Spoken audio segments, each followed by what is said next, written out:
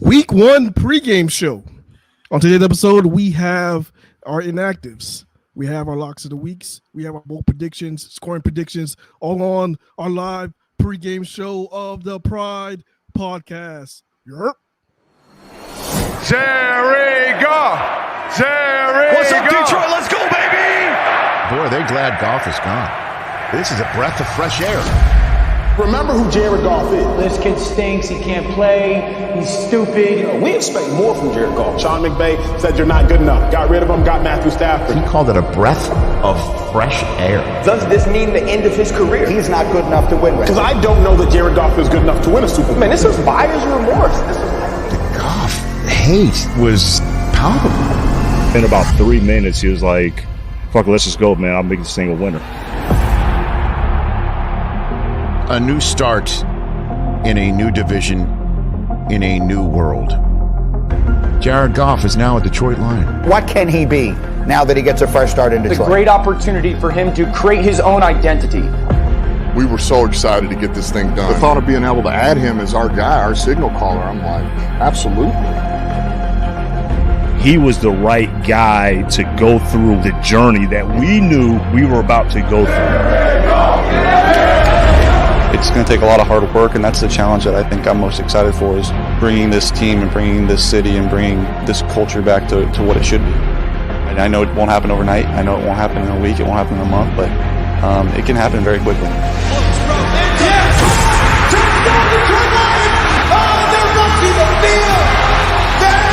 I love and appreciate you guys more than you know. I promise you that. That's the moment you want him to just say, okay, I'm the next big-time quarterback in this league. I'm going to go into Green Bay, and I'm going to outplay Aaron Rodgers.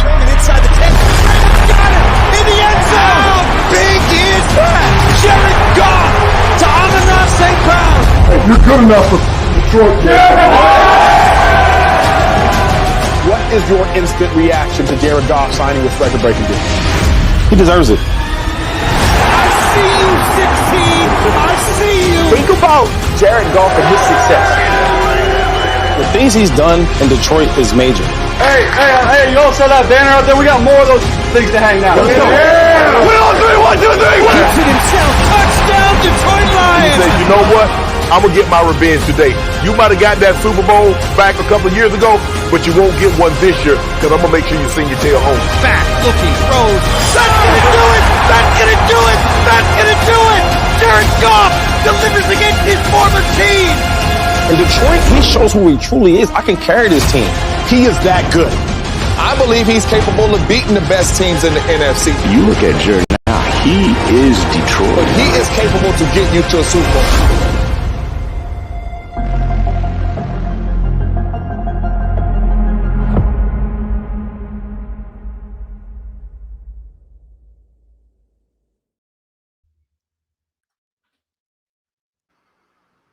Holy shit. Shout out to Carl Collins. God damn. God damn. I haven't seen that video yet. That was my first time seeing that. No, end the show. End the goddamn show now. Just cut the tape. Cut the tape. You're good enough for fucking Detroit, Jared Goff. You're good enough for fucking Detroit, Jared Goff. Holy shit. Oh, shit. What a video. Damn. Carl Collins did it again. Another banger. Oh my god, I haven't seen one of those in like 8 months, honestly. Like a legitimate like hype up video. Tearing this shit. God damn. That man, it like kind of just like gets you from the start of like where this really thing was. Like seeing that first victory in Minnesota in the Campbell era in 2021. I'm telling you, Malcolm, I told you this, and I'm gonna make it real quick. Oh shit! This is a wrestling analogy right here. So if you don't care about wrestling or don't keep up with it at all, I'm gonna make it really quick. Jared Goff is Cody Rhodes. The story is not finished, and he's going to finish the story today. Well, not today. He's going to finish it this year when he hoists that Lombardi at the end of the year. The Rams are Brock Lesnar. The saga ends today. We never hear about the Rams after today again. We don't hear about Matthew Stafford ever again today. So Jared Goff is Cody Rhodes. It's Cody Rhodes. He's going to have his WrestleMania 40 event when he hoists that Lombardi in February. Mark my word right now. It's week 1, baby. Let's fucking go. Lions, Rams. Oh, baby, I'm ready to go. Shit, I'm ready too. Damn, that video got me hyped. I'm ready. Got me a little bit emotional. I got a little bit emotional from it, but I'm good. I'm ready to run through a brick wall right now. I'm ready to run through a brick wall. I'm ready to cry through a brick wall. I'm emotional now. God damn.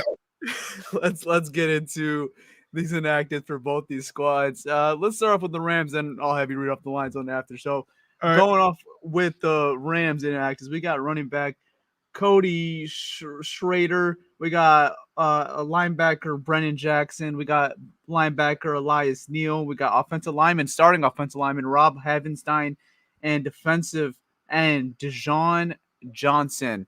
Those are the Rams inactives. A little banged up. Obviously, they placed Darius Williams on IR earlier in the week, so they're missing their starting corner and their starting offensive line in this game. Malcolm, what is the Lions inactive report looking like right now? Yo, so the Lions injury report for week 1. Let's go. I'm starting off with safety, Iffy. If I knew about Fanu, he's inactive today.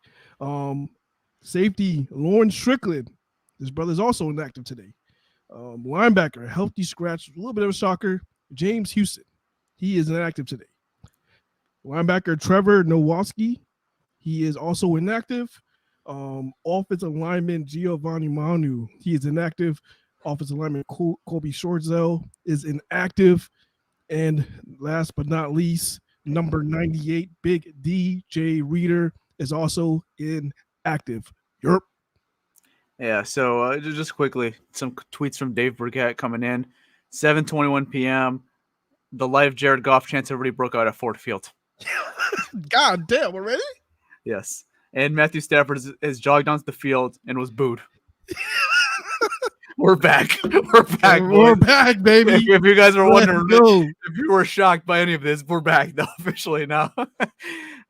Did you see the line of Lions fans before the game, 3 hours before the game, just trying to enter the building? I did not. I'm pretty sure because I'm not in Detroit, so they're probably showing it in Detroit. I'm pretty sure it's crazy right now. Yeah, it's nuts. It's nuts. Holy Absolutely shit. Crazy. Yeah. Shit. Let's go. Man, I'm ready. I'm ready, dude. I'm like that. Like I was ready before that video got me more ready to go. Like I don't know how to explain. Like I was like here. I'm like here now after that video. Yeah. Shit. I'm hyped too. And matter of fact, I feel stupid as hell. I'm gonna explain why I feel stupid as hell. Right now, you guys know I'm in Miami. I'm wearing a goddamn sweatshirt, like a whole jacket. I'm zipped up to the top. I'm hot as hell, right? I'm sweating, no reason. Why am I wearing it?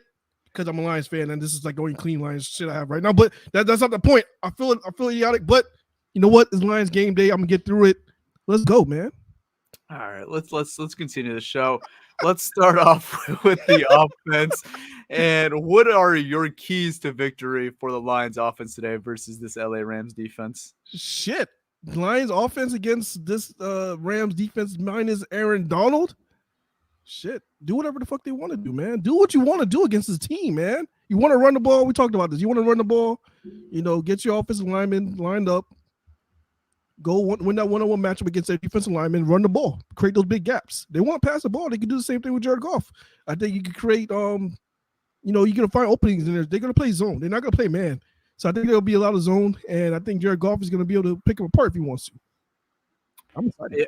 Yeah, something like I was saying earlier in the weekend, like I still have the same thought here is like this Rams defense, like they are very young, and it's just a lot less intimidating without a guy like Aaron Donald up that middle. Like he draws so much attention when you play him, and we always talk about it. Who are the players you circle? Who are the impact players on both sides of the ball? And like now I look at this Rams defense. Like, it's just not as intimidating. There's no more Aaron Donald. They traded one of their star captain linebackers, Ernest Jones, right before the season. Losing Darius Williams, one of their starting corners, who they picked up back up from the Jacksonville Jaguars this offseason. He's not going to be playing in this game. Got a brand new play caller in this game, too. Raheem Morris is now the head coach of the Atlanta Falcons, and they did promote within their system, so maybe it won't be too much of an adjustment period. But, like, at the same time, first-time play call on defense. And the Lions offense did not lose anything. Like you're running it back pretty much from what you had last year, which was already a top offense in the NFL. You're keeping Ben Johnson around, which was a shock to many people because everyone thought he was going to be a head coach somewhere else. You have the same quarterback under helm. You pretty much have the same offensive lineman intact outside of moving Kevin Zeitler instead of Jonah Jackson. And, skill position wise, you lost Josh Reynolds and you're expecting Jameson Williams to have a bigger bulk of the role of the Lions offense now, but everyone else is the same as they had last year, and they were already in a top offense. And I just don't expect anything to change. If anything, I think it will get better. And maybe there could be some rust because it is week one, and there's some crazy things that could happen week one. But like, like realistically, just looking at it on paper right now, I don't see what the Rams could do to consistently stop this Lions offense. Now, are they bums? Absolutely not. Like they have some young players that could shine this game, but like we've seen it all the time. Rookies are very hard to predict on how they're going to look, especially early on in the season. Like they could look like great week one, or they could be going through an adjustment period and it could take a couple games, a whole year, whatever it may be. Like we saw it with even our guy, Aiden Hutchinson. He was terrible his first game as a Detroit Lion. Jameer Gibbs last year, terrible as a Lion his first game. Ended up having very solid careers and obviously very young careers, but they've been solid so far. I just don't see how the Lions don't get what they want to do, get what they want to get going in this game versus LA Rams. I just think they have the experience. They know each other very well. Rams have a lot of new moving pieces and a new play caller. Like, I just feel like this is a very good match for the Detroit Lions going to week one. Yeah, shit. You already answered the question I was going to ask you is Russ. None of these starters took a snap in preseason. Are you expecting any type of rust from the Detroit Lions? Honestly, nothing crazy. You know, maybe you see it in the beginning of the game just because they haven't really played together in a meaningful game in 8 months outside of practices. But like other than that, no, I don't. I mean, like the other side is really trying to figure out each other, how to play with each other for the first time, honestly. Like I think the Lions have the edge over the Rams and them in that category, if that makes sense, even though they didn't play in the preseason, the Lions. Yeah. I mean, I think on paper, if you look at it on paper, man, on paper, we should dominate. But now it's about execution and see if we could, if we could do it. On paper, we should dominate. If you look at the roster on defense, you're like, who's here? Who the fuck is here? Like even their cornerback, he just got placed on IR. Mm-hmm. Yeah, Darius Williams. So like, who's expecting to fit his role? Who's going to be the corner playing outside now? Yeah, it's looking like on their depth chart, it's going to be Josh Wallace. Not too familiar with his game personally. And then their starting corner, Josh Wallace from Michigan, actually. Is this guy a rookie? I tried to pull this up before, but yeah, he has no stats. So I'm assuming they're a rookie, right? Never played. Very young player. Don't know how this guy is in the system, right? And their other starting corner is Tre'Davious White, right? Tre'Davious White hasn't played more than 10 games in the last 2 years. Like, he's a very good, talented corner, but injuries have been a problem in his career the last 2 years. And he's going to a brand new team this year for the first time after leaving Buffalo. So, good player, don't get me wrong, but a guy that hasn't been healthy the last 2 years, how is he going to look in this game as well? And these Lions receivers are not no joke. You know, you got Amon-Ra St. Brown, obviously know what we can do. Jameson Williams, speed, and then you got Sam Laporta, you got Jameer Gibbs in the passing game as well. Like, they just have so many weapons. It's really hard to neutralize this Lions offense. Man, weapons on weapons, man. That's what I'm talking about, man. Yeah, man. This looks good, man. Unless the Lions have an extreme rust, I don't see it. I think they could drive the ball up. They're gonna be able to drive the ball up and down this against this Rams defense. Yeah, I mean, the Rams defense is still solid. Like, they have some like potential guys, but I just don't think it's a great matchup, especially week one. Like, I think you're catching the Rams at a very good time. Trying to learn this new play caller. How is he going to look in games, obviously, and then obviously how are they going to adjust without Aaron Donald on that defense? Because that's a big adjustment when you lose a guy like 99 on that defense. Huge adjustment. Now it's going to show, like, a lot of those guys are very productive when Aaron Donald was there. He was getting a lot of double teams, sometimes triple teams. He was getting a lot of attention on that defensive line. Right. Now he's not there. He's not there right now. Now, how are those guys going to react when they got to, produce by themselves? We seen it in Detroit when we had one of those guys that came from that type of role.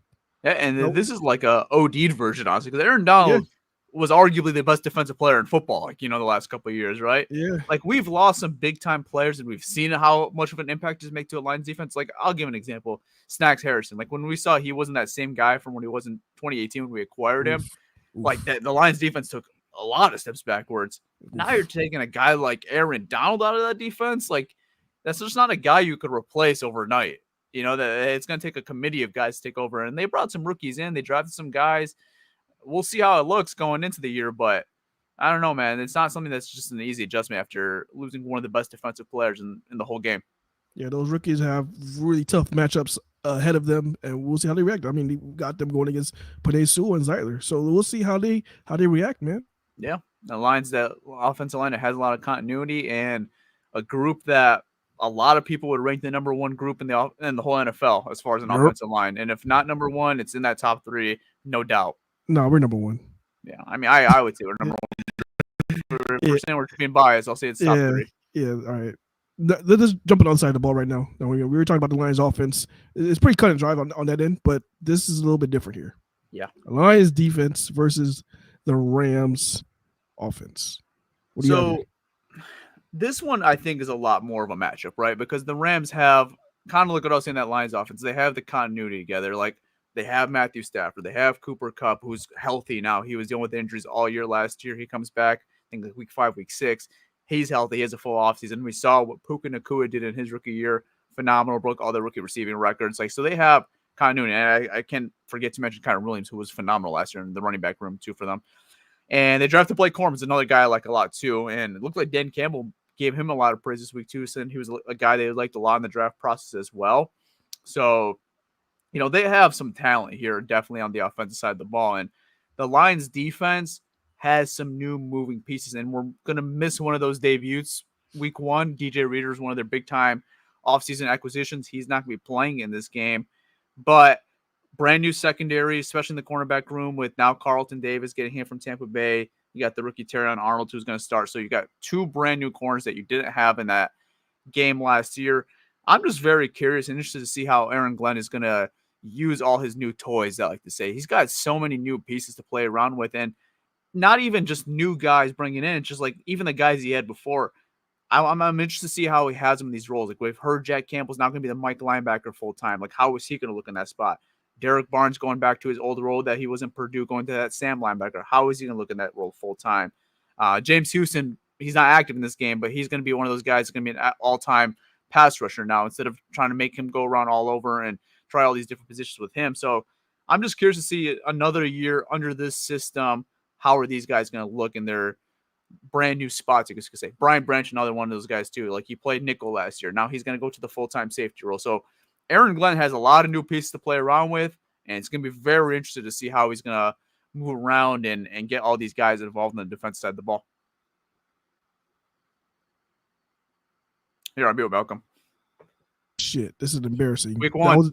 Week one. That was embarrassing as shit. God damn. But yeah, man. You hit a lot of it, man. This is a big test right here. This is one of the biggest tests. If you come out to see what the Lions did on their secondary, all these moving pieces that they did, adding, Terrion Arnold and all these new corners and, Carlton Davis and all these guys, how are they going to react playing against these superstar receivers? Can we limit these guys? That's my question. Are we going to be able to put pressure on Matthew Stafford? That's going to be huge. That's going to be huge. This is a huge test because I think this is a really, really, really, really good offense. It could be, one of the top offenses in the league right now. How are we going to play these guys? How are we going to be able to defend? Like, if we're able to limit these guys and, have a really good performance, that's going to be a really good sign going forward. But also, man, like I said, I want to see how these guys react. Like, especially these young corners. They didn't really get targeted much in preseason. They're definitely going to get targeted today. I want to see how they react when the ball's thrown their way. Are you able to get PBUs? Maybe make a play on the ball, get a turnover. How are these guys going to react? That's the biggest test right here against these elite receivers. So I just can't wait for this matchup, man. Absolutely, and you hit it on the nail as saying the pressure is going to be big in this game, and this is one of those matchups I think you got to take advantage of it. Like they're missing both their starting offensive tackles game. No Havenstein, no Jackson, so they're going 2 backup offensive tackles. And I've said it all year long, all offseason long, I should say, is that I'm expecting A. Hutchinson to take that next step. This is year 3 now. He's already a pretty damn good football player. I'm ready for him to get into that elite category. I'm not ready to put him in that elite category.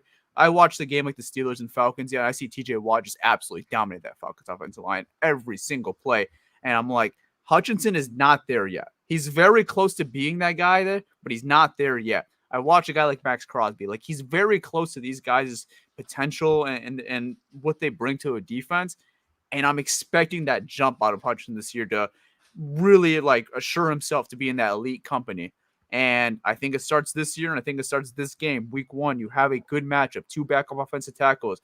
You have to cause some pressure. And I know DJ Reader's not playing this game, but once he is on that field, he's going to eat up a lot of the blocks as well, and it'll cause a lot of attention as well because he's such a force on that defensive line. It's going to leave more lanes and more opportunities for Aiden Hutchinson to have one-on-one opportunities and just go after that quarterback.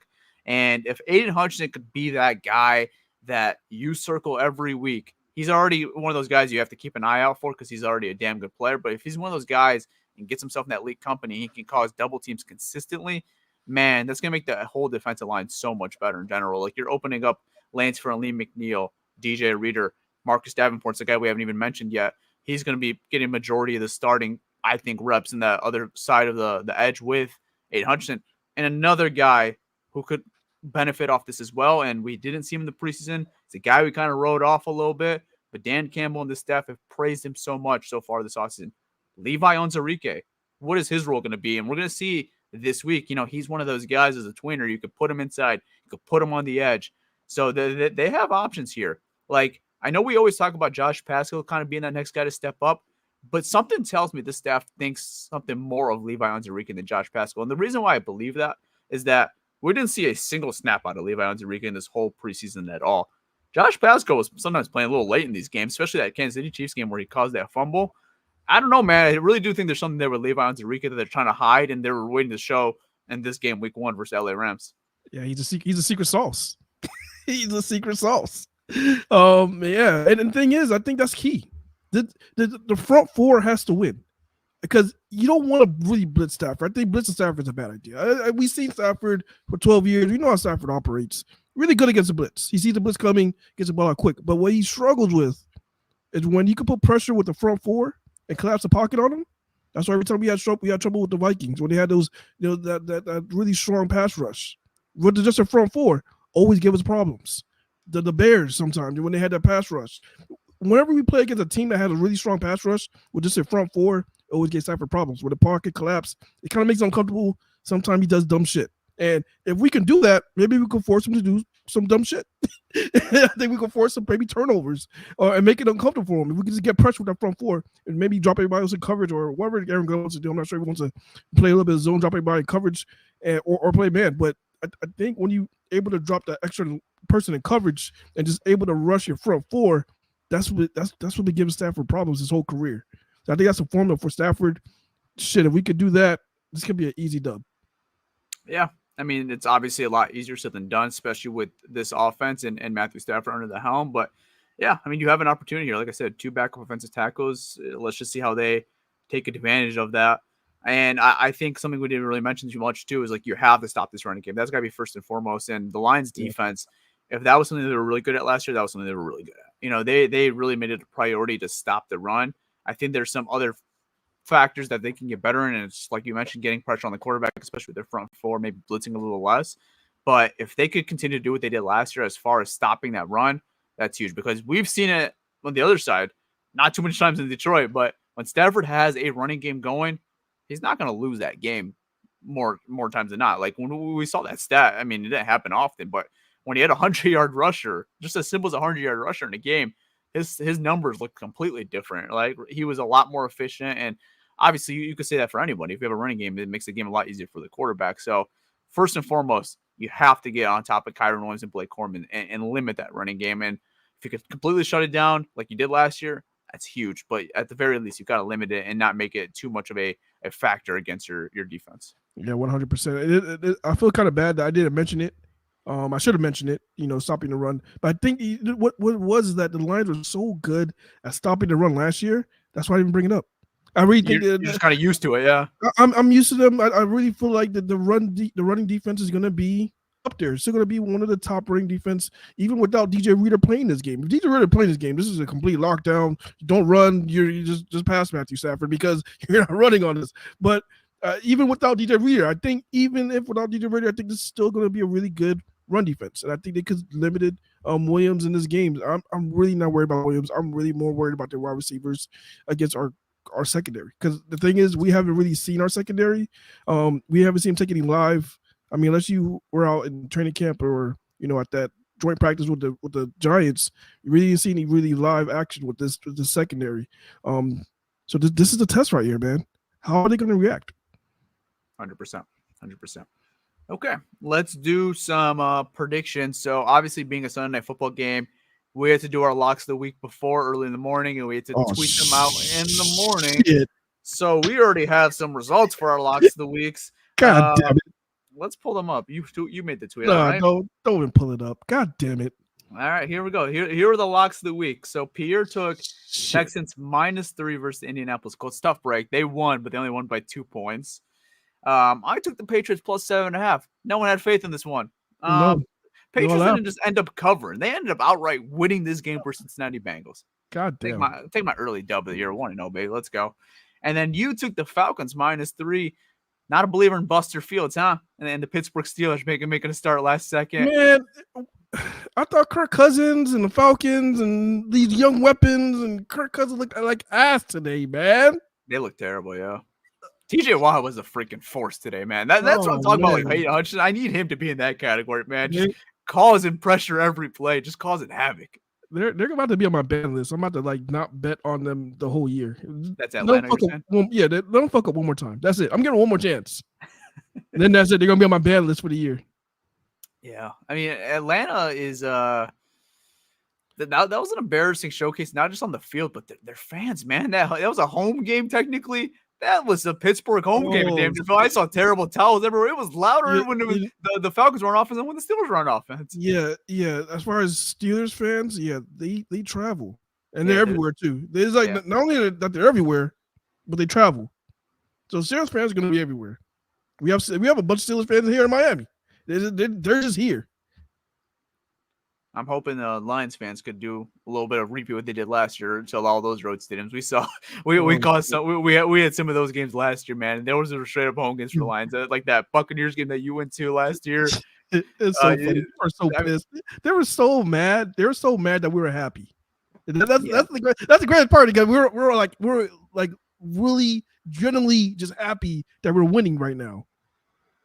But they're like, oh, you gotta act like you won the goddamn Super Bowl. You gotta act like you should act like you've been here before. It was hilarious, man. Oh man, I loved it. That's how Lambeau Field. I went to Lambeau Field last year too, and I don't think it was as bad as the Buccaneers, but there's a ton of Lions fans. It felt like damn near a 50-50 game. And Lambeau, obviously, those fans are going to be very, very passionate. So to see Lions kind of make it a 50-50, or not 50-50, at least 40-60.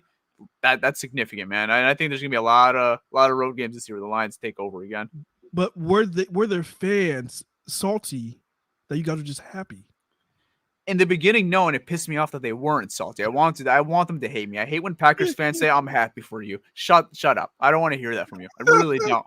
And it was towards the end of the game, we saw a little bit of the salty fans, and I was kind of glad to see that a little bit. I'm like, okay, good. You respect us now. Yeah. We're not just the cute little Lions to you anymore. I'm sick of that, man. I'm sick of the saying, "Oh, I'm so happy. Well, we want you to win the division." Shut up! I don't want to hear you say we want the Packers fan. You want us to win the division. Last thing I want to see. Last thing I want to hear or see. Sorry, just don't want to see it.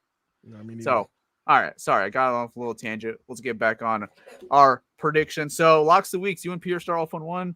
I am 1-0. So I have a batting average of 1,000 right now. You guys are at 0. So, okay.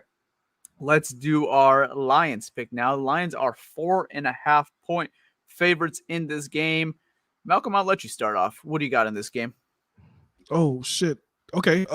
Shoot, just right off the top of my head. Lions winning this game 35-21. Yeah, great prep. You didn't even think. You just thought about that right now, didn't you? Yeah, shit. Right? 35-21 Lions. On the spot. Yeah, that was great.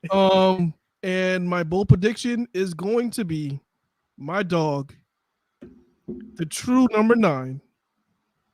My dog Jameson Williams. Jamo will have over 200 yards this game and over 2 plus touchdowns. So you can say 3. Okay. All right. I'm gonna read off Pierre, who's actually at the stadium right now, so that's why he couldn't join us. Shout out to Pierre. Yep. And he has the Lions winning 34-24, so obviously covering. His bold prediction was a guy that is not on the active roster, but he did get elevated on Saturday at 4 o'clock. Tom Kennedy, TK, the guys that you know him as a preseason hero. He says he's going to throw a passing touchdown in this football game today on Sunday Night Football. What the? He's saying the whole world today is going to know about Tom Kennedy. Wait. Tom Kennedy's going to throw a passing touchdown? That's his bold prediction. Holy shit. If Pierre was here, he's going to say, well, you said bold. Yeah, that is a pure classic. You told me to say bold, even though it's like 810 sacks in this game. that's damn near impossible. Shit, let it watch it. I'm talking shit. This like what I talk. But when you do these wild picks, we be doing these wild picks. I be talking shit, and it happens. Yep. Watch, we're gonna see Tom Kennedy, and everybody be like, "Oh, Pierre called it. Pierre called it. Pierre called it." He's done it before. It's been a couple of years, but he's done it before. He's done a pass touchdown in a game. If Tom Kennedy throw the goddamn passing touchdown, I'm cutting I'm cutting the TV off. Why? Wouldn't that be a good thing? I'm cutting the whole TV off. Wouldn't that be a good thing? That's supposed to happen. What the fuck Tom Kennedy throw the pass for? All right. I have the Lions also covering and winning this game as well. I'm going to go 28-17. I think they win pretty handily in this game. And my bold prediction is, this is bold right here, guys. You guys ready for bold? It ain't bolder than Tom Kennedy throwing a goddamn touchdown. No, it's not as bold as Tom Kennedy throwing a passing touchdown. But the Lions get a kick return touchdown, and then we end up loving this new kick returning rule. Get the fuck out. No, hell no. That ain't happening. We're going to love the rule after terrible. This rule is – change it. Change the rule. Okay. I was on your boat all offseason, honestly. I watched the preseason. I was not with it. I watched the first two games, the Chiefs-Ravens game. I watched the Brazil game. Still wasn't for it.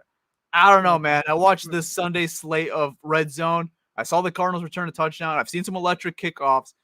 This rule might be good. It might be good. And the Lions are going to be the second team to return a kick return for a touchdown.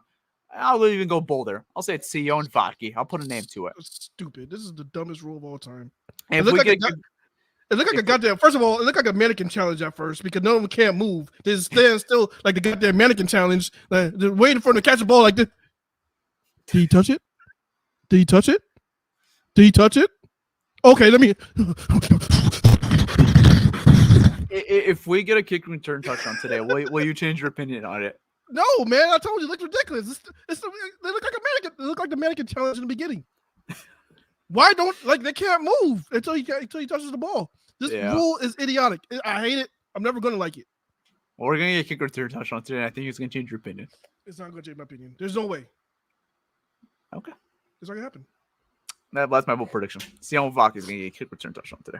If not him, it'll be Craig Reynolds. And again, that's not even like you said. It's gonna be like really bold, but that's bold because we haven't really seen much of these. But it's not like Tom Kennedy throwing a touchdown bold like that. No, it's not Tom Kennedy throwing. I didn't say it was as bold as Tom Kennedy throwing a touchdown, but like there's only been one so far. I know it's only week one, but like Scott Hansen mentioned on the Red Zone, he thinks there's a shot that might be double-digit kick return touchdowns, and I think he's onto something. I think it's very possible.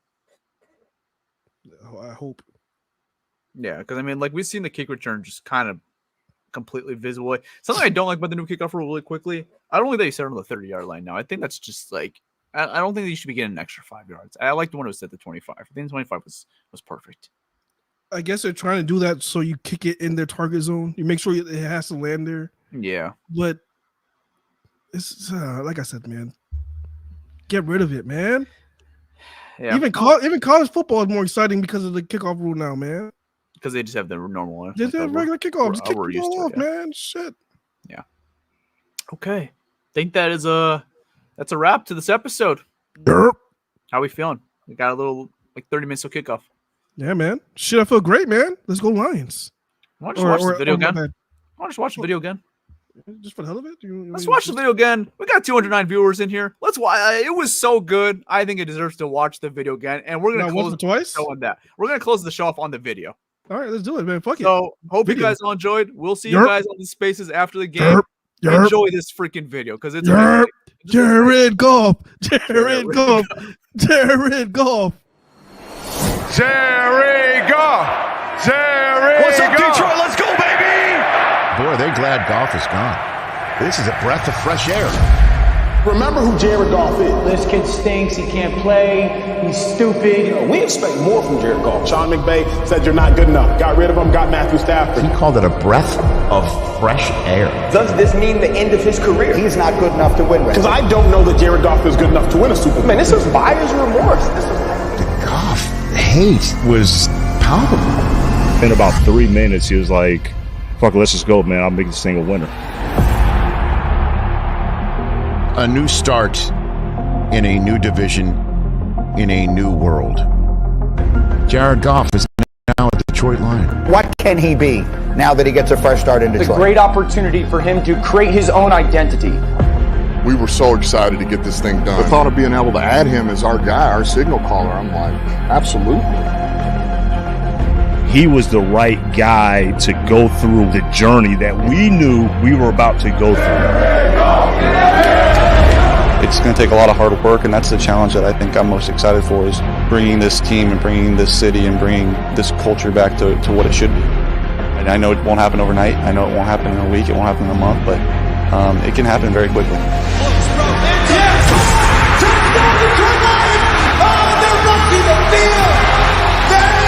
I love and appreciate you guys more than you know. I promise you that. That's the moment you want him to just say, okay, I'm the next big-time quarterback in this league. I'm going to go into Green Bay, and I'm going to outplay Aaron Rodgers. Inside the 10. Got it! In the end zone! How big is that? Jared Goff to Amon-Ra St. Brown. You're good enough for Detroit. What is your instant reaction to Jared Goff signing this record-breaking deal? He deserves it. I see you succeed. I see you. Think about Jared Goff and his success. The things he's done in Detroit is major. Hey, you all saw that banner out there? We got more of those things to hang now. Let's go. Yeah. We all three, 1, 2, 3. Keeps it himself. Touchdown, Detroit He Lions. said, you know what? I'm going to get my revenge today. You might have got that Super Bowl back a couple of years ago, but you won't get one this year because I'm going to make sure you sing your tail home. Back, looking, throws. That's going to do it. That's going to do it. That's going to do it. Jared Goff delivers against his former team. In Detroit, he shows who he truly is. I can carry this team. He is that good. I believe he's capable of beating the best teams in the NFC. You look at Jared now, he is Detroit. But he is capable to get you to a Super Bowl.